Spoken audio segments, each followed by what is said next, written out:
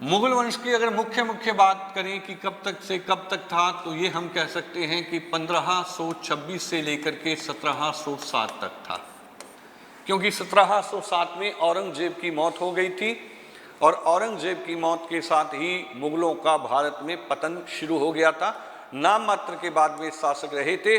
वैसे जो इनका अंतिम राजा रहा मुगलों का, वो 1857 की क्रांति में था, जिसका नाम था बहादुर शाह जफर, जो कि जफर के नाम से शायरी लिखते थे, या इन्हीं को बहादुर शाह द्वितीय भी कहा जाता है।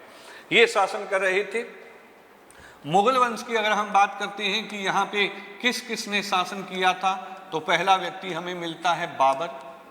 और बाबर जो यहाँ शासन कर रहे थे, वो कर रहे थे 1526 से लेकर के और 1530 तक। 1526 से 1530 तक पैतृक व्यवस्था थी यहाँ पे, यानी कि पिता के बाद पुत्र सिंहासन पे बैठ रहा था, ठीक है। लेकिन ये नियम नहीं था कि ज्येष्ठ पुत्र ही वहां पे बैठेगा। ये ऐसी मुगलों में कोई प्रथा नहीं थी। तलवार के बल पे जो शक्तिशाली व्यक्ति होता था, वही गद्दी या सिंहासन को हथिया लेता था। बाबर के बाद में अगले जो राजा हमें मिलते हैं, उनकी अगर हम बात करते हैं तो वो थे हुमायूं। हुमायूं की अगर हम बात करते हैं तो इन्होंने शासन किया था 1530 से लेकर के और 1556 तक। लेकिन बीच में अगर हम कहें कि 1540 से 1545 तक जो है वो एक बहुत महत्वपूर्ण राजा रहे थे, और उसी का नाम हमें मिलता है शेर शाह सूरी। शेर शाह जो है वो सूरी हमें जो है वो यहाँ पे जो है वो मिलता है। शेर शाह सूरी ने जो है यहाँ पे जो है वो शासन किया था। तो शेर शाह सूरी के बाद में अगर हम बात करते हैं कि तीसरे जो राजा थे, वो इनके बहुत महत्वपूर्ण राजा थे, और उसी का नाम हमें मिलता है अकबर।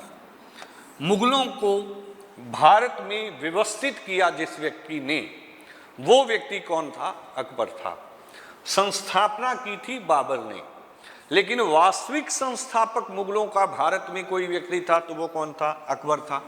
अकबर ने जो शासन किया था वो हम कहें कि 1556 से लेकर के और 1605 तक किया था। 1556 से 1605 तक जो शासन किया था वो हम कहें किसने किया था? तो वो अकबर के द्वारा जो है वो किया गया था। अकबर के बाद में हमें चौथे व्यक्ति मिलते हैं जो इन्हीं के पुत्र थे, और इनको कहा गया जहांगीर।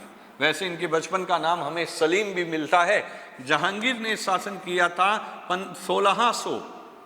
इनके द्वारा जो शासन किया गया था वो अगर हम बात करते हैं तो वो 1605 से लेकर के और 1627 तक किया गया था। फिर इसके बाद में 5 नंबर के जो शासक मिलेंगे, उसी का नाम हमें मिलता है शाहजहां।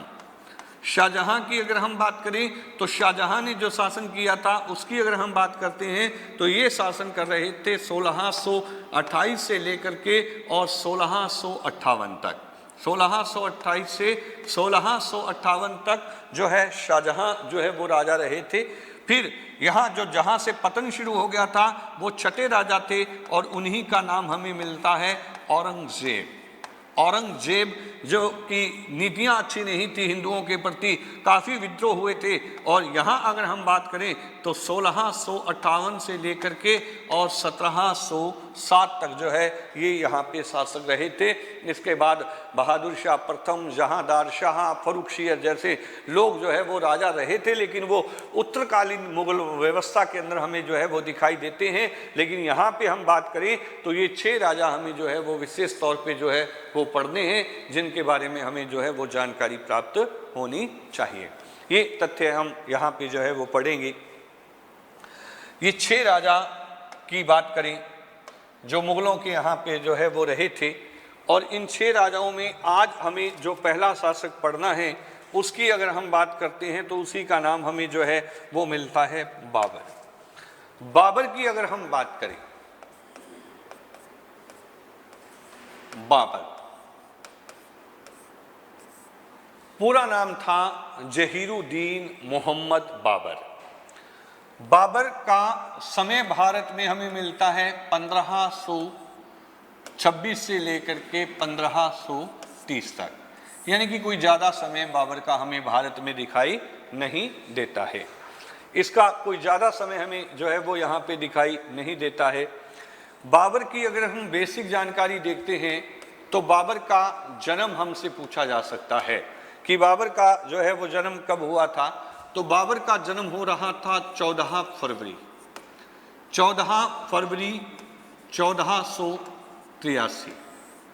14 फरवरी 1483 को बाबर का जो है वो जन्म हुआ था।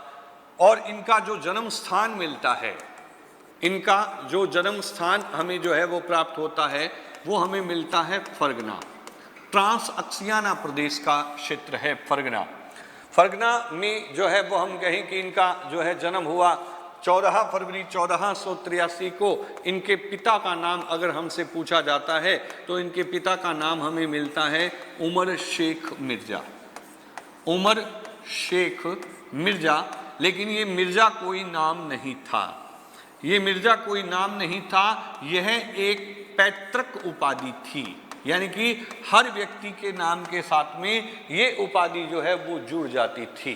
तो हम कहें उमर शेख मिर्जा जो है वो पिता थे, और ये पिता थे किसके? बाबर के। माता पूछी जाए तो बहुत इंपॉर्टेंट हो जाएगी। माता पूछी जाए तो माता का नाम हमें मिलता है कुतलुग निगार खां। कुतलुग निगार खां या खानम, कुछ भी लिख दीजिए। कुतलुग निगार खानम जो है वो इनकी माता थी। लेकिन हम कहें कि बाबर की रगों में दो महान कुलों का रक्त बह रहा था। बाबर अपने पिता की तरफ से, इधर से अगर हम देखते हैं तो अपने पिता की तरफ से ये जो है तैमूर का वंशज था। तैमूर का हम कहें कि 5वां वंशज था। ये भी हम लिख सकते हैं कि ये पिता की तरफ से पूछा गया प्रश्न है कि ये किसका वंशज था, तो तैमूर का, और वो भी कौन सा वंशज था? 5वां। लेकिन अगर हम माता की तरफ से जाते हैं तो माता की तरफ से यह मंगोलों का वंशज था। मंगोल जो थे उनका जो है वो हम कहें कि वंशज जो है माना जाता है कि इनके पिता तो जो है वो हम कहें कि तैमूर के वंशज थे, माता मंगोलों की तरफ से थी। लेकिन इधर पूछा जाए कि कौन सा वंशज था, तो 14वां वंशज था। 14वां वंशज था माता की तरफ से। दो महान कुल, दो महान वंश बाबर की रगों में रक्त के सहमिश्रण के तौर पे जो है वो हम कहें कि यहाँ पे बह रहे थे। इसकी जो पैतृक राजधानी थी, इसकी कभी हमसे पूछा जाए कि इसकी जो पैतृक राजधानी थी वो कौन सी थी, तो इसकी पैतृक राजधानी हमें मिलती है समरकंद। समरकंद जो है वो इसकी पैतृक राजधानी थी, जिसके ऊपर इसके चाचा का अधिकार था। समरकंद को इसने बहुत बार जीतने का प्रयास किया, लेकिन ये इसको जीत नहीं पाया। ये इसको जो है वो जीत नहीं पाया था, क्योंकि बार बार जो है वो जीतने का इसने जो है प्रयास किया, लेकिन बार बार बाबर के हाथ से जो है समरकंद जो है वो चला निकल जाता था। तो हम कहें कि इसका कभी युद्ध हुआ था 1502 में। 1502 इंपॉर्टेंट है हमारे लिए। 1502 में युद्ध हुआ था, जिसको कहते हैं सरायपूल का युद्ध। सरायपूल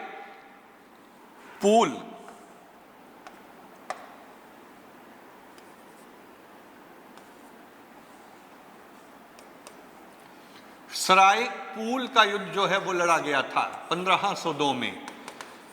सरायपूल में एक तरफ बाबर थे, एक तरफ उज्बेक शासक थे जिसका नाम हमें मिलता है शेबानी खां। शेबानी खां। लेकिन शेबानी खां ने बाबर को क्या कर दिया था? पराजित कर दिया था। बहुत इंपॉर्टेंट था। शेबानी खां उज्बेक था जिसने सरायपूल के युद्ध में हम कहें कि बाबर को पराजित कर दिया था। एक बहन बाबर की जो है वो शेबानी खां के पकड़ में आ गई, जिसके साथ में इसने जो है बाद में क्या कर ली थी? शादी जो है वो कर ली थी। ये तथ्य हमें जो है वो पता होना चाहिए। अब इसके बाद में 1507 में बाबर ने काबुल को जीत लिया था। 1507 में बाबर के द्वारा जो प्रदेश जीता गया था वो कौन सा था, तो वो हमें मिलता है काबुल। ये 2-3 सन इंपॉर्टेंट याद रखने हैं हमें कि 1507 में इसने कौन सा प्रदेश जीत लिया था। तो हमें पता होना चाहिए कि 1507 में इसने जो है काबुल को जीत लिया था, और यहीं पे रहते हुए 1509 में, यहीं पे रहते हुए 1509 में इसने मिर्जा की उपाधि छोड़ दी थी। जो इनकी पैतृक उपाधि थी, जो हर व्यक्ति के नाम के पीछे लगती थी, इसने यहाँ पे जो है मिर्जा की उपाधि त्याग करके और 1509 में एक उपाधि धारण की थी, और इसने उपाधि धारण की थी बादशाह की उपाधि। देखिए, कभी हमसे पूछा जाए कि बादशाह की उपाधि सबसे पहले बाबर ने जो है कौन सी धारण की थी, तो हम कहें सॉरी बाबर की उपाधि सबसे पहले किसने धारण की थी, तो बाबर ने, या बाबर ने 1509 में कौन सी उपाधि धारण की थी, बादशाह की उपाधि। कुछ किताबें बादशाह लिखती हैं, कोई बड़ी बात नहीं है, तो हम कहें बादशाह कहने वाले जो अपने आप को जो पहले शासक थे वो कौन थे, तो उसका नाम हमें जो है वो क्या मिलता है, तो वो हमें बाबर जो है वो प्राप्त होता है। लेकिन अब ये काबुल के राजा थे। काबुल तो कोई धनी प्रांत नहीं था, यहाँ जो है धनी प्रांत जो है वो नहीं था, और यहाँ पे धन की कमी थी, यहाँ धन की कमी थी। और बाबर ने कभी सुना था अपनी दादी से कि भारत के ऊपर जो है तैमूर का अधिकार रहा था, कभी अपनी दादी से कहानियां सुनी थी कि जो है इनका अधिकार कभी मुगलों का जो है वो भारत के ऊपर रहा था, और बाबर जो है भारत को जीतना चाहता था। बाबर भारत को जो है वो जीतना चाहता था, और बाबर ने भारत के ऊपर इसीलिए 5 आक्रमण किए। वैसे उसके आक्रमण का मुख्य उद्देश्य होता था धन की प्राप्ति। वो यहाँ भारत से धन लूटता था, और लूटा हुआ धन जो है वो वापस जो है ले जाता था, और ये इसके जो है हमें यहाँ पे कारण मिलते हैं। लेकिन उसने टोटल कितने आक्रमण किए थे, तो हमें पता होना चाहिए कि उसने टोटल जो है वो भारत के ऊपर 5 आक्रमण जो है वो किए थे। 5 आक्रमण किए इसने। फिर हम बात करें जो पहला आक्रमण किया था, जो इसने पहला आक्रमण जो है वो भारत के ऊपर किया था, वो कब किया था, तो वो सन मिलता है 1519। 1519 में इसने जो है भारत के ऊपर जो है वो पहला आक्रमण किया, और पहला आक्रमण करके इसने भारत में एक दुर्ग जीत लिया था, और उसी का नाम हमें मिलता है भैरा दुर्ग। भैरा दुर्ग जो है वो झेलम नदी के किनारे था, झेलम नदी के किनारे, लेकिन वर्तमान में ये हमारे भारत में नहीं है, ये पाकिस्तान में है। भैरा दुर्ग को 1519 में जो है बाबर ने जीत लिया था। बाबर ने अपनी जीवनी लिखी थी, जिसको कहते हैं तारीख ए बाबरी, या हम कहें तजूक ए बाबरी। तजूक ए बाबरी जो कि तुर्की भाषा में लिखी गई है, क्योंकि मुगलों की जो मातृभाषा थी वो तुर्की थी, और इनकी राजकीय भाषा जो रही थी वो फारसी थी।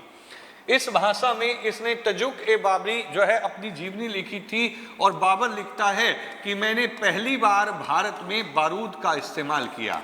बारूद का जो मैंने पहली बार प्रयोग किया था, वो अगर मैंने किसी दुर्ग को जीतने के लिए किया था, तो वो कौन सा दुर्ग था, तो वो हमें भैरा दुर्ग जो है वो मिलता है, जो हम कहें कि 1519 में झेलम नदी के किनारे था, वो इसने जो है वो जीत लिया था। बाबर भारत में तोपों का प्रयोग करता था, बारूद का प्रयोग करता था, और इसके 2 तोपची हमें मिलते हैं। इसके 2 तोपची हमें जो है वो मिलते हैं, जिसका नाम था उस्ताद खां, उस्ताद मुस्तफ़ा खां, और जो है ये उस्ताद अली या मुस्तफ़ा खां, ये 2 जो है वो हमें मिलते हैं, जिनकी बात जो है बाबर करता था, या तजुक बाबरी में इनके जो है नाम आते हैं। कभी पूछा जाए उस्ताद अली और मुस्तफ़ा खां किसके 2 तोपची थे, तो वो हमें पता होना चाहिए किसके थे, बाबर के थे। बाबर ने पहला आक्रमण करके 1509 में जो है वो 1519 में जो है वो हम कहें कि भैरा दुर्ग को जो है इसने जीत लिया था।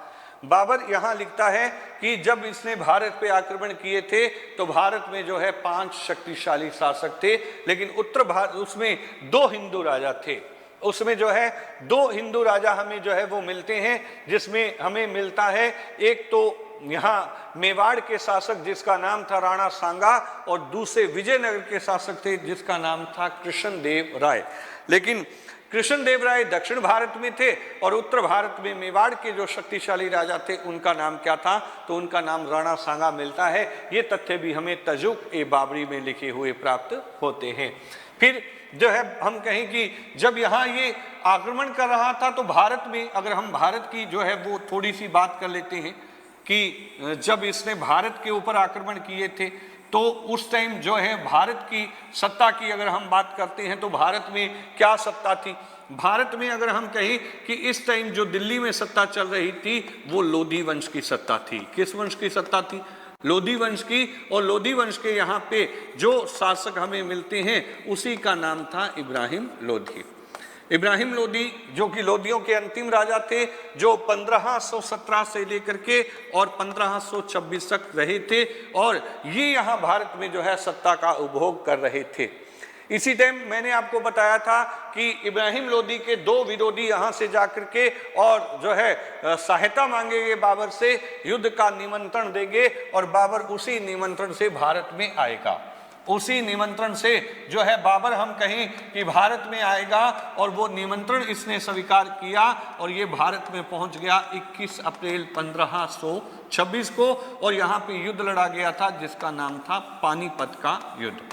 पानीपत का हम प्रथम युद्ध कह सकते हैं।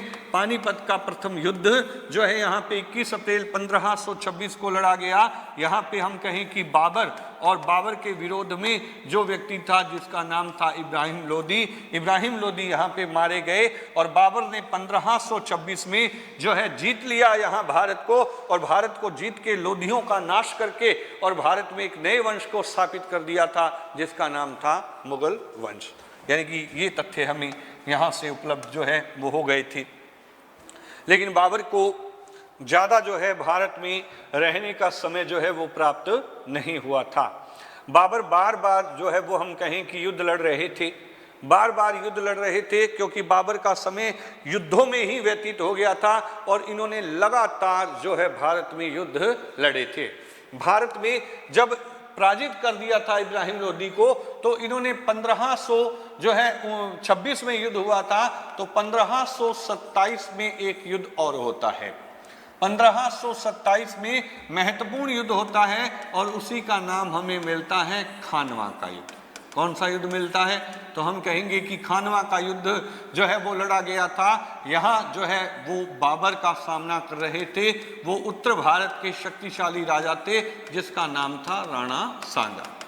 वैसे तो जब हम पढ़ते हैं भारतीय इतिहास के अनुसार तो हम पढ़ते हैं कि बुलाने वाले दौलत खां लोधी और आलम खां लोधी थे, लेकिन जब हम बाबर की जीवनी देखते हैं तजुक-ए-बाबरी, तो उसमें जो है लिखा गया था कि बाबर को युद्ध का जो निमंत्रण दिया था वो राणा सांगा ने दिया था, यानी कि उसको आमंत्रित किया था भारत पे आक्रमण के लिए, ऐसा तजुक-ए-बाबरी में लिखा गया है। लेकिन इसके अलावा हमें कहीं भी इस बात की जानकारी उपलब्ध नहीं होती है। तो यहाँ पे जो है खानवा का युद्ध लड़ा गया था 1527 को। पूरी तारीख हमसे पूछे तो 17 मार्च, कुछ किताबें 16 मार्च लिखती हैं। 16 मार्च 17 मार्च को खानवा का युद्ध लड़ा गया। यहाँ जो है बहुत निर्णायक युद्ध था और इस युद्ध में राणा सांगा जो है वो क्या हो गए? पराजित हो गए। इस युद्ध में राणा सांगा जो है पराजित हो गए और बाबर ने युद्ध जीत करके यहाँ पे गाजी की उपाधि धारण की। गाजी की उपाधि जो है वो इसने क्या कर ली थी? धारण कर ली थी। गाजी का मतलब होता है धर्म विरोधियों को मारने वाला, धर्म विरोधियों को मारने वाला। ऐसी उपाधि जो है वो हम कहें कि इसने धारण कर ली थी। अब राणा सांगा को भारत में चुनौती देने वाला कोई नहीं था। तो वास्तविक तौर से मुगल वंश की नींव अगर किसी युद्ध के बाद पड़ी थी, नींव तो पड़ गई थी पानीपत के युद्ध के बाद भी, लेकिन अगर हमसे पूछा जाए कि वास्तविक तौर पर मुगल वंश की नींव जो है वो किस युद्ध के बाद पड़ी थी, तो फिर वो हमें पता होना चाहिए कि वास्तविक तौर पे मुगलों की जो नींव पड़ी थी वो किस युद्ध के बाद पड़ी थी, तो वो खानवा का युद्ध था। क्योंकि अब राणा सांगा के अलावा कोई ऐसा शासक नहीं था जो बाबर का सामना कर पाए और बाबर का एक छत्र राज्य जो है यहाँ पे हम कहें कि स्थापित हो गया था। 1528 में बाबर ने युद्ध लड़ा था जिसको कहते हैं चंदेरी का युद्ध। चंदेरी का युद्ध जो है कि 1528 में लड़ा गया था। यहाँ जो है वो बाबर थे और बाबर के सामने जो खड़ा था वो हिंदू राजा था या हिंदू व्यक्ति था जिसका नाम था मैदनी राय। मैदनी राय जो कि मालवा के रहने वाले थे, इसको मालवा का किंग मेकर कहा जाता था। राणा सांगा की सहायता की थी इसने खानवा के युद्ध में, इसलिए अगर हम कहें कि राणा सांगा के सहयोगियों का चुन चुन के दमन कर रहा था बाबर, और बाबर ने चंदेरी के युद्ध में 1528 में मैदनी राय को पराजित कर दिया था। मैदनी राय को पराजित करके, और कहते हैं यहां भी इसने गाजी की उपाधि धारण की थी, राजपूतों के कटे हुए सिरों की मीनार बना दी थी और मीनार के ऊपर बैठ गया था कौन? बाबर। तो हम कहें कि ये हमें जो है यहाँ पे 28 का युद्ध जो है वो मिलता है। तो 1529 में इसने युद्ध लड़ा था और उसी को कहते हैं घाघरा का युद्ध। घाघरा का युद्ध, और घाघरा के युद्ध में अगर हम कहें तो यह बाबर के जीवन का अंतिम युद्ध था। यह बाबर के जीवन का जो है वो हमें अंतिम युद्ध जो है वो मिलता है। बाबर का जो है ये जीवन का अंतिम युद्ध हमें यहाँ पे मिला था, और बाबर के विरुद्ध यहाँ पे जो लड़ रहा था उस व्यक्ति का नाम था महमूद लोधी। क्या नाम मिलता है? महमूद लोधी, जो कि हम कहें बंगाल और बिहार के जो है वो शासक थे। इसने भी राणा सांगा की सहायता की थी और इसमें भी बाबर ने युद्ध जीत लिया था। यानी कि बाबर खानवा का युद्ध भी जीत जाते हैं, बाबर चंदेरी का युद्ध भी जीतते हैं, और बाबर ने महमूद लोधी को घाघरा के युद्ध में जो है वो क्या कर दिया था? पराजित जो है वो कर दिया था। लेकिन 1530 की अगर हम बात करते हैं तो 1530 में आगरा में बाबर की मौत हो गई थी। आगरा में बाबर की जो है वो हम कहें कि मौत हो गई थी 1530 में। इसको नूर अफगान बाग में दफनाया गया।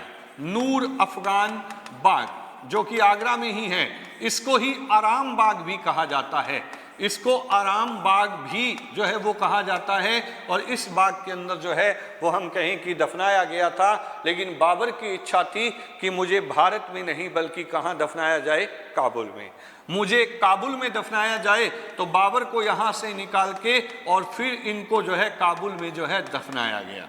इनको यहाँ जो है काबुल में दफनाया गया। तो बाबर का जो हमसे मकबरा पूछा जाए तो बाबर का जो मकबरा हमें मिलता है वो हमें कहाँ मिलता है? तो वो हमें जो है वो काबुल के अंदर जो है वो दिखाई देता है। बाबर का मकबरा हमें जो है काबुल के अंदर जो है वो दिखाई देता है। इसके बाद अगर हम बात करते हैं कि बाबर की जो है वो मौत हो गई थी, बाबर के लिए कभी लेन पुल ने कहा था, बाबर एक अच्छा सैनिक था लेकिन एक साम्राज्य निर्माता नहीं था।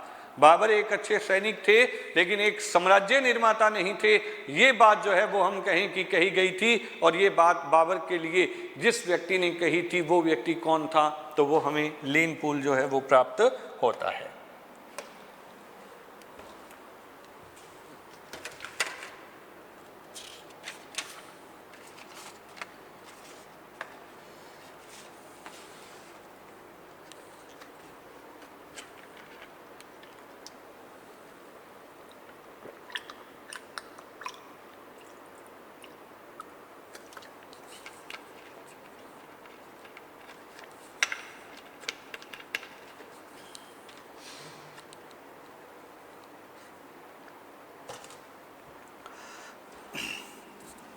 अगले शासक हैं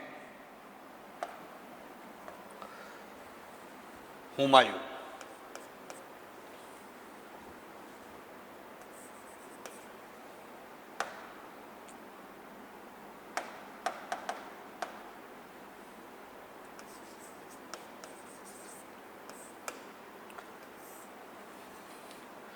हुमायूं का शासनकाल देखें तो 1530 से 1556 जो है वो हमें मिलता है। लेकिन बीच में मैंने कहा था एक अफगान राजा आ गए थे जिसका नाम था शेर शाह सूरी। शेर शाह सूरी भी पहले बाबर की सेना में शामिल था। अब हम हुमायूं की बात करें तो हुमायूं की माता का नाम हमें मिलता है माहम बेगम। माहम बेगम। हुमायूं का अगर हमसे जन्म पूछे कि इसका जन्म कब हुआ था तो हम कहेंगे कि 1508 में। 1508 में इसका जन्म हुआ। जन्म कहाँ हुआ था तो काबुल में, और यह बाबर का ज्येष्ठ बेटा था। यह बाबर का ज्येष्ठ पुत्र था और इसका जन्म काबुल में हुआ। माहम बेगम की कोख से बहुत ज़्यादा जो है वो हम कहें कि प्रिय बेटे थे बाबर के। हुमायूं की अगर हम बात करते हैं तो हुमायूं शब्द का जो अर्थ निकलता है, इसका अर्थ होता है भाग्यशाली। हुमायूं शब्द का अर्थ क्या होता है? भाग्यशाली होता है। लेकिन जब हम बाबर के हुमायूं के जीवन को पढ़ते हैं तो हमें कहीं नहीं लगता कि यह कोई भाग्यशाली शासक था। एक दुर्लभ या हम कहें कि कमजोर चरित्र का व्यक्ति था हुमायूं। लेकिन हुमायूं की कमी थी, इसकी अगर हम कहें कि सबसे बड़ी कमी या इसकी जो कमजोरी हम कहें कि क्या थी, तो इसकी कमजोरी थी कि यह अफीम खाता था। ये क्या खाता था? अफीम खाने का जो है वो शौकीन जो है था। लेकिन जो है पढ़ने का भी शौकीन था। तो कभी पूछा जाए कि रणभूमि में पुस्तकालय भी साथ में रखता था, ऐसा शासक कौन था? तब भी हम कहेंगे कि वो भी कौन था, तो वो भी कौन था? हुमायूं था। हुमायूं का जन्म हमने देख लिया 1508 में काबुल में जब राजा थे वहीं जो है जन्म हो गया था। इनकी माता का नाम पूछा जाए तो माहम बेगम जो है वो मिलता है। अर्थ मिलता है कि ये भाग्यशाली था। ये चीज़ जो है वो हमें यहाँ से जो है वो प्राप्त होती है कि हुमायूं जो है वो यहाँ हमें जो है वो मिलता है। और जैसे हमने आपको बताया कि बाबर की मौत जो हुई थी वो 26 दिसंबर 1530 को हुई थी। ठीक है, तो बाबर की इच्छा थी कि मेरे बाद राजा कौन बने? हुमायूं जो है वो शासक बने। लेकिन यहाँ इसको राजा बनने में 5 दिन की देरी हो गई थी। यानी कि इसका जो राज्याभिषेक हुआ था वो हमें 30 दिसंबर 1530 को मिलता है। यानी कि हुमायूं का जो राज्याभिषेक हुआ था वो 30 दिसंबर 1530 में जो है वो हुआ था। यहाँ पे 4-5 दिन की जो है वो हम कहें कि देरी हो गई थी, क्योंकि यहाँ पे एक वजीर था जिसका नाम था मीर निजामुद्दीन। मीर निजामुद्दीन ये वजीर थे बाबर के, और ये जो है वो हम कहें कि निजामुद्दीन हुमायूं को शासक नहीं बनाना चाहता था। ये हुमायूं को शासक ने बना करके बाबर का एक बहनोई था। बाबर का एक बहनोई था जिसका नाम हमें मिलता है मेहंदी ख्वाजा। मेहंदी ख्वाजा जो कि हमें बाबर के जो है बहनोई मिलते हैं, इसको जो है शासक बनाना चाहता था। ये षड्यंत्र कर रहा था, इसको राजा बनाने के लिए हुमायूं को शासक नहीं बनाना चाहता था। इसी षड्यंत्र को कहा जाता है मीर खलीफा का षड्यंत्र। मीर खलीफा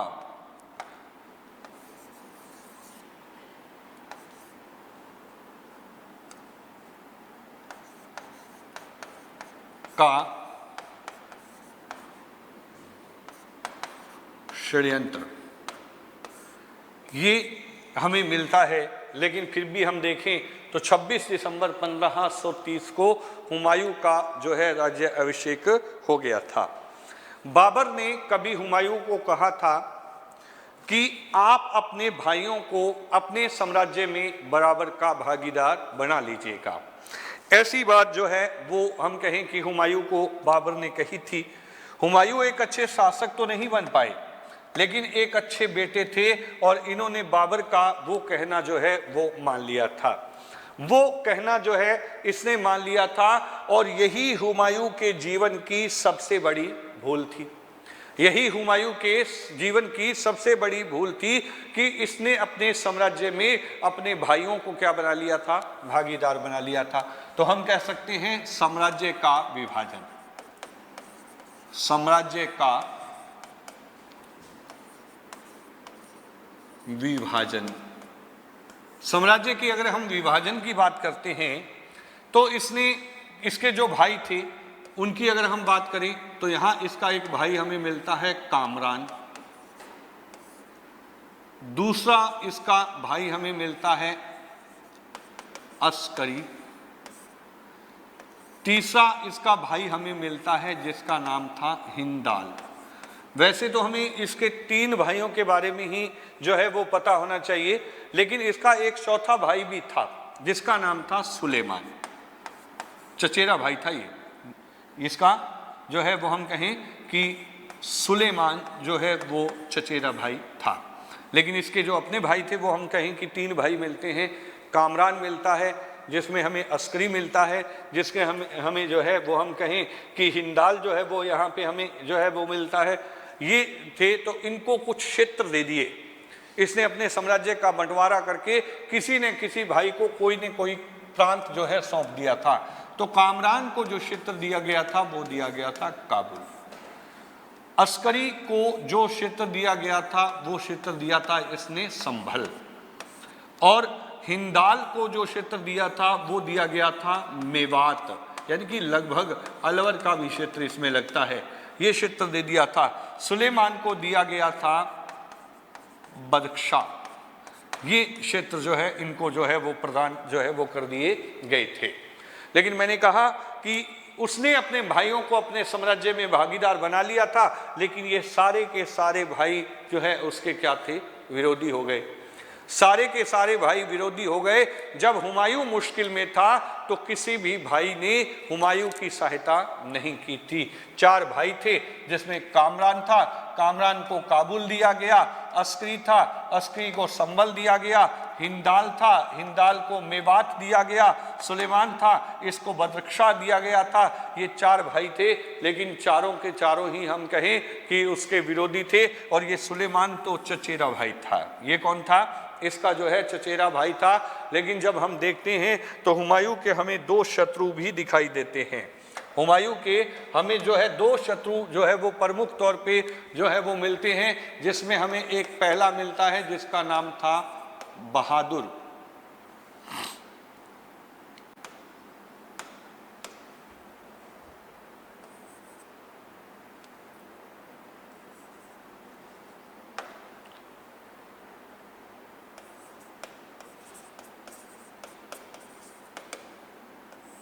बहादुर खां, गुजरात, बहादुर शाह कह सकते हैं।